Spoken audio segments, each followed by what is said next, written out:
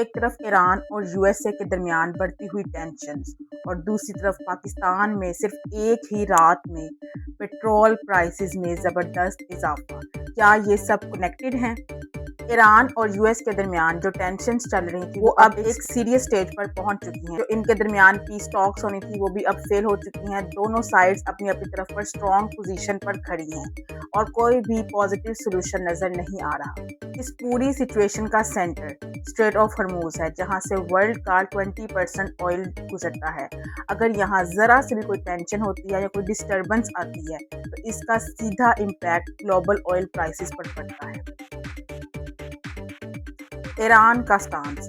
ایران کا کہنا ہے کہ وہ کسی بھی پریشر کے انڈر کوئی ڈیل نہیں کرے گا، وہ اپنے آئل روٹس پہ کنٹرول اور مینٹین کرے گا اور ان کا فوکس صرف اور صرف اپنی سوورینٹی اور اکنامک سروائیول پر ہے۔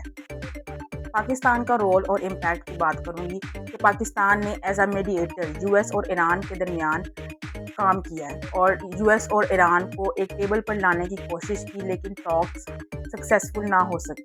لیکن اب اس کا اصلی امپیکٹ پاکستان کے اندر بھی نظر آ رہا ہے۔ صرف ایک ہی رات میں پیٹرول اور ڈیزل کی پرائسز میں سگنیفیکنٹ انکریز دیکھنے کو ملا، یعنی اب ہم کہہ سکتے ہیں کہ یہ ایک انٹرنیشنل نیوز نہیں بلکہ ایک گلوبل ٹینشن ہے جو پاکستانی عوام بھی فیس کر رہی ہے۔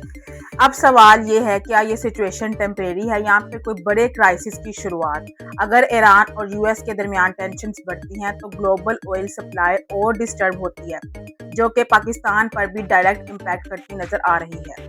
تو آپ کیا سوچتے ہیں، کیا یہ سچویشن کنٹرول ہو جائے گی یا پھر پیٹرول پرائسز اور بڑھ جائیں گے؟ کمنٹ میں اپنا اوپینین ضرور شیئر کریں اور اسی طرح کی ریئل اپڈیٹس جاننے کے لیے چینل کو سبسکرائب کرنا نہ بھولیں۔ اللہ حافظ۔